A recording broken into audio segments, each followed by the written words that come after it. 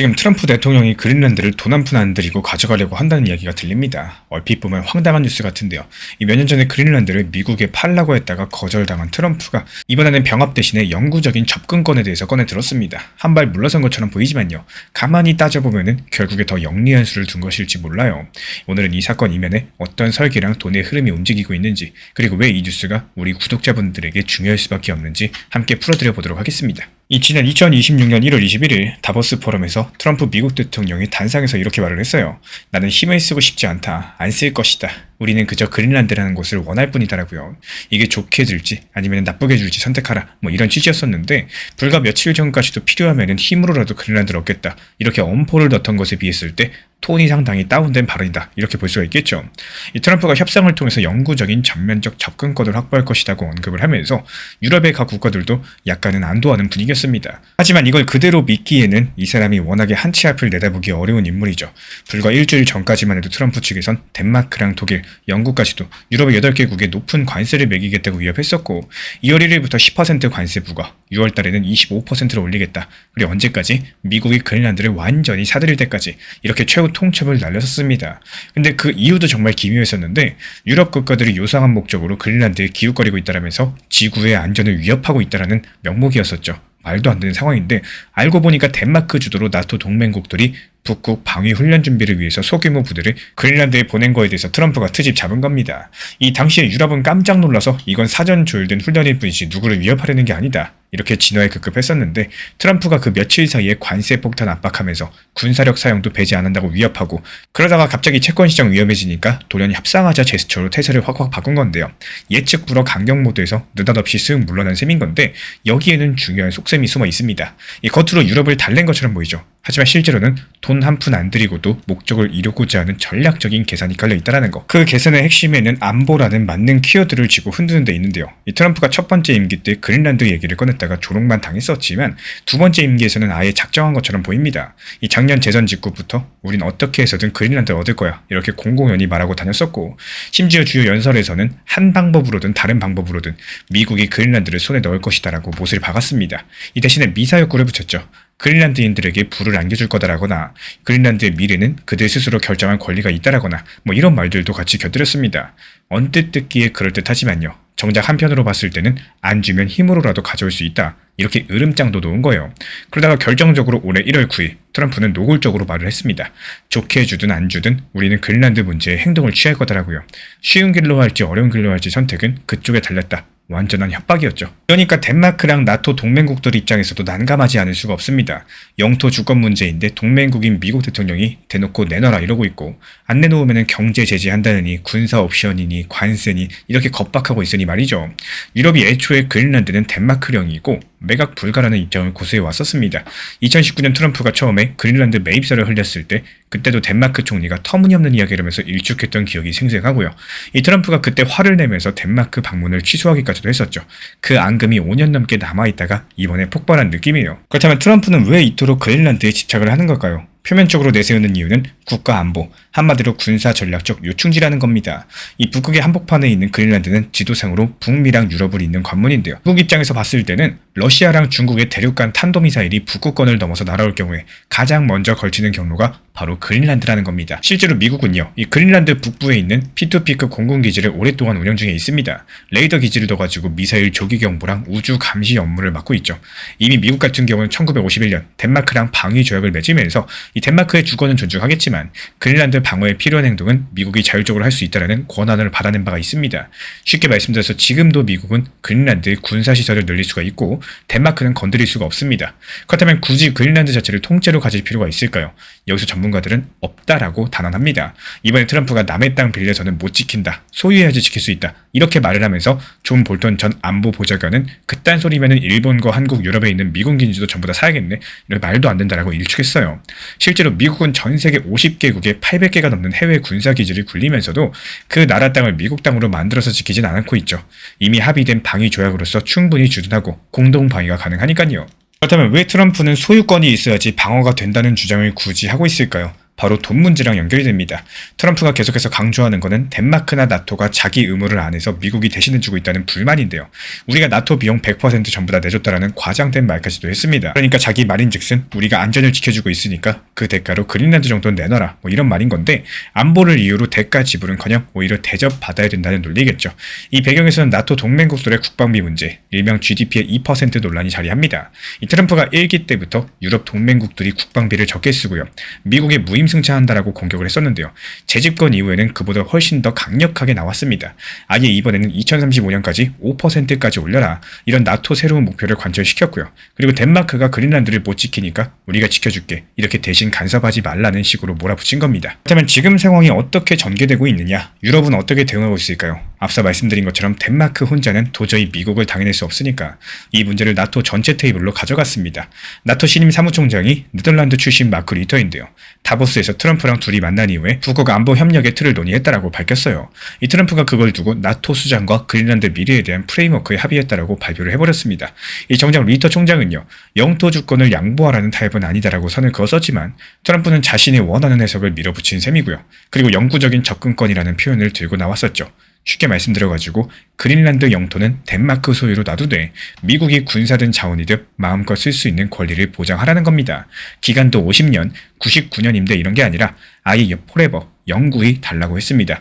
실제 트럼프는 기자들한테 기간은 무한대다, 영원이다, 우리가 뭐든 할 수 있게 군사든 뭐든 마음대로 합의되면 좋을 거다라고 큰소리쳤죠.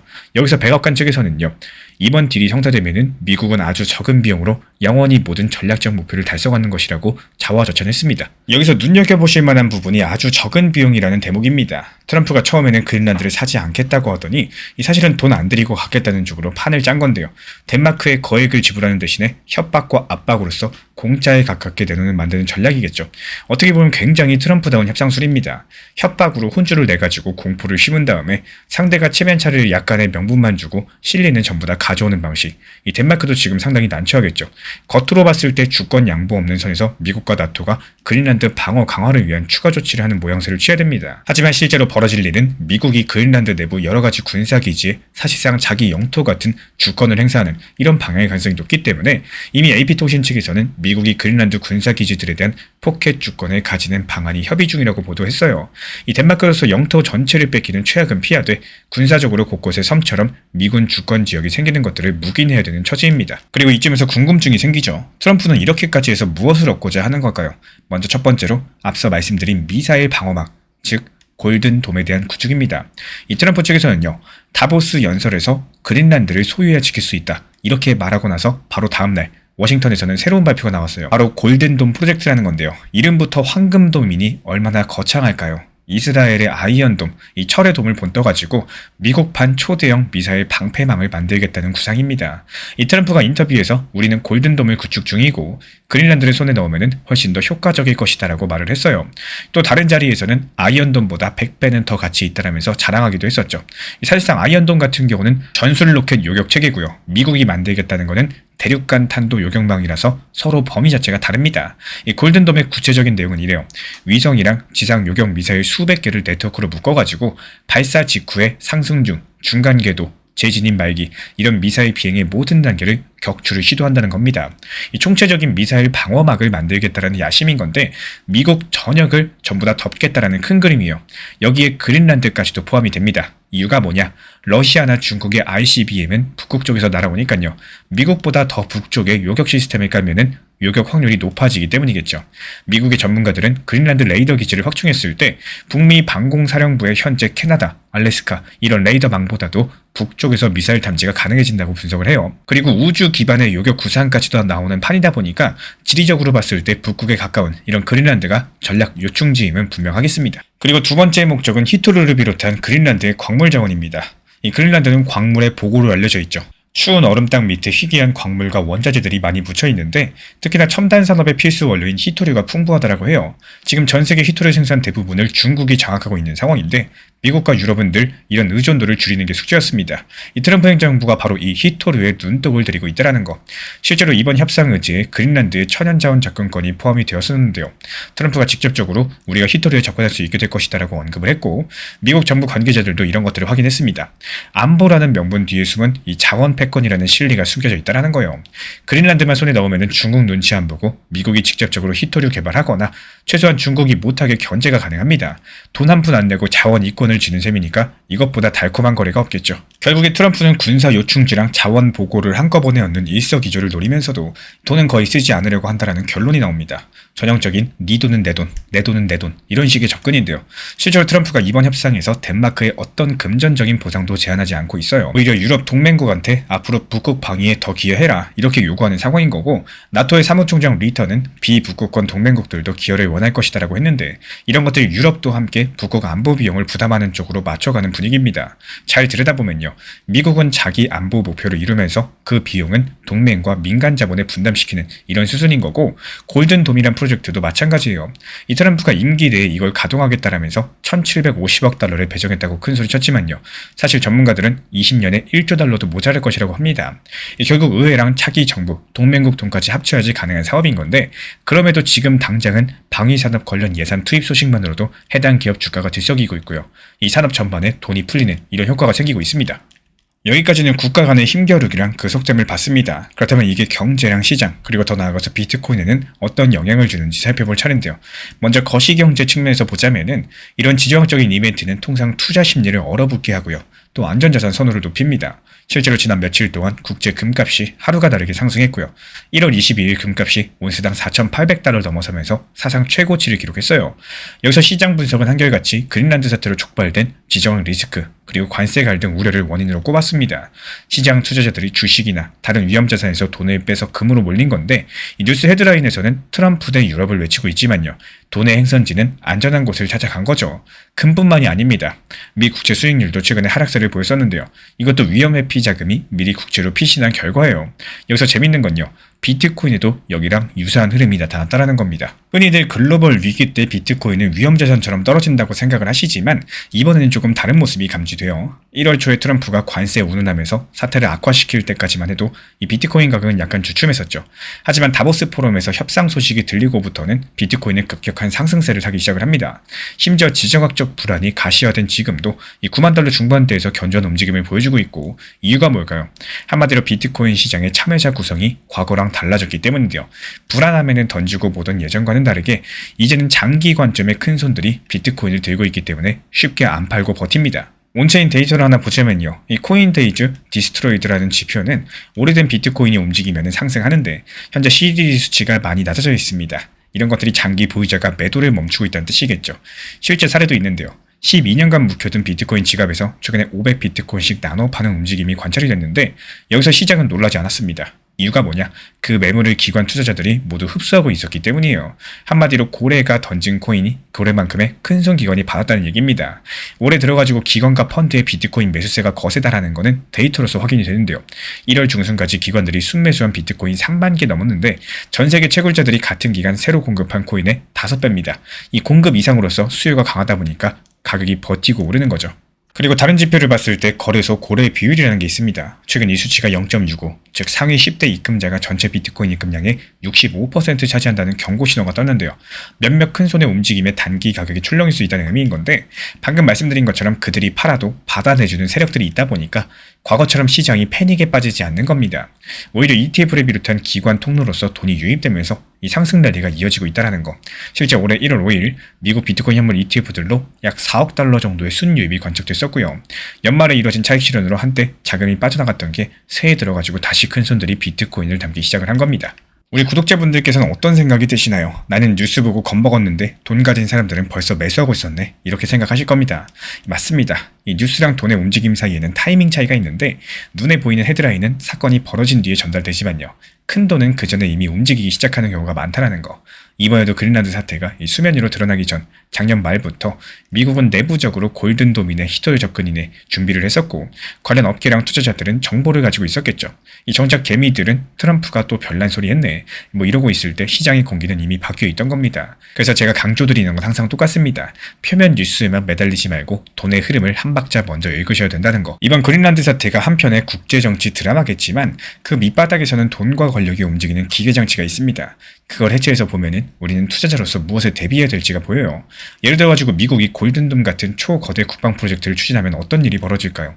엄청난 돈풀기가 일어나겠죠. 재정 적자로 달러 가치가 흔들릴 수도 있는 거고 방산 경기가 과열될 수도 있겠습니다. 실제로 골든돔 소식에 방위주 지수는 상승세를 탔고요.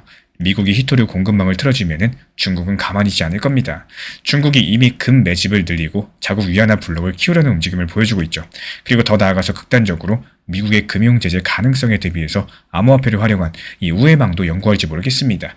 러시아가 이미 일부 무역에서 암호화폐랑 자체 결제망을 시험 중이고 이렇게 2차, 3차 파급 효과를 생각해봤을 때 그린란드 한 사건이 우리 투자 환경 전반에 파문을 일으킬 수 있다는 거, 이런 것들을 남의 나라 먼 얘기쯤으로 넘겨서는 안 되는 이유이기도 하겠습니다.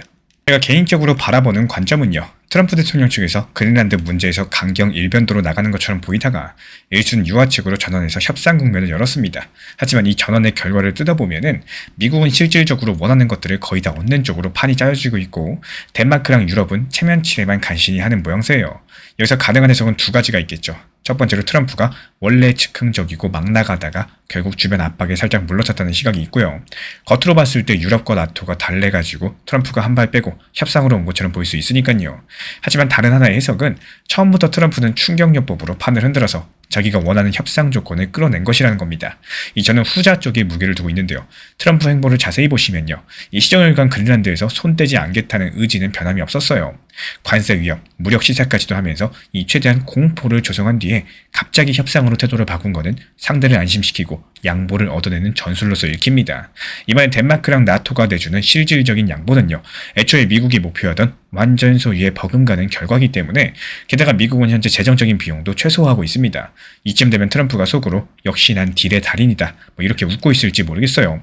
물론 변수가 없진 않습니다.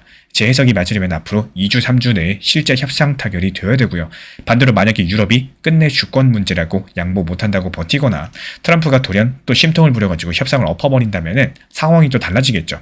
그럴 경우에는 치밀한 전략이라기보다 즉흥적인 쇼에 가깝다는 반증이 될 겁니다. 하지만 현재까지 흐름만 보면 트럼프의 노림수가 거의 적중한 모양새라는 거. 제가 안내해드리고 있는 코인 신사 채널 멤버십 전용방에 대해서 짧게 설명드려 보도록 하겠습니다. 리플, 암호화폐 시장에 대한 중요한 이슈, 그리고 브리핑이나 시장의 흐름에 대한 전문적인 분석 내용 설명과 함께 차트상의 기술적 분석, 온체인 지표와 투자 심리에 대한 내용들을 같이 안내 도움드리고 있고 가장 중요한 투자 심리를 컨트롤하기 위해서 포트폴리오의 구성에 대한 노하우, 투자 심리 컨트롤에 대한 내용도 같이 안내드리고 있습니다. 코인 신사 스터디 멤버십 가입하신 분들께서는 아래 번호 혹은 신청 링크 통해서 남겨주시면 제가 연락드리고 있고 안내 설명과 함께 신사 채널 리플 전용 멤버십 방에도 입장 안내 설명드리고 있습니다.